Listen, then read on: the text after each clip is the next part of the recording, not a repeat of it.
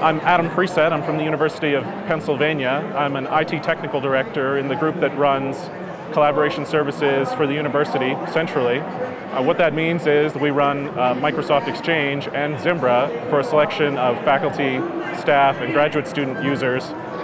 We've been running Zimbra for about a year and a half for about 13,700 users.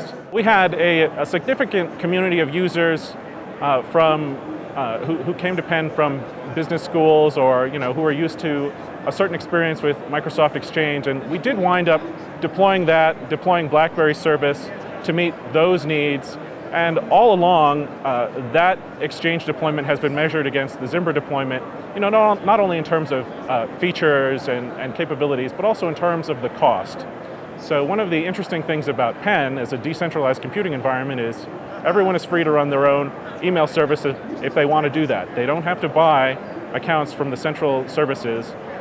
So in a way, my group has to justify its existence by offering good products at a reasonable cost. So what we do in order to make sure we're doing the right thing financially as stewards for the university is we measure as much as we can all of the financial information that goes into running both Zimbra and Exchange. So what that means is, keeping track of capital costs, the hardware, the software, the licenses, also doing some really detailed work tracking staff time when it comes to running both the Exchange service and the Zimbra service. We look at the data provided by our staff that indicates that it takes more staff for us to run Exchange than it does for us to run Zimbra, by at least one FTE. So we're looking at one more FTE to run Exchange for 3,100 users than is needed for Zimbra for 13,700 users. And for us, that's significant, because our metric is per user cost.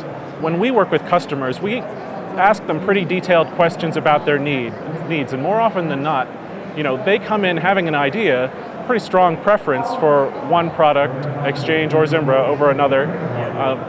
What we do is we try to look closely at their budgets as well, and we do, we don't want to play favorites, right? We want to find the best solution that's suitable for their needs, but we want to make sure that customers are well educated about, whether they actually sacrifice anything by going to Zimbra. And more often than not, what they find is, it has essentially like an unparalleled web UI, so they're getting massive benefits there.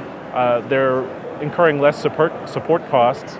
You look at Exchange and the cost of supporting things like Outlook and sort of the less thorough interface for accessing your mail over the web. What we do is we tell them it's your money. You're able to spend this however you want. Depending on what your budget is and what your needs are and what your requirements are.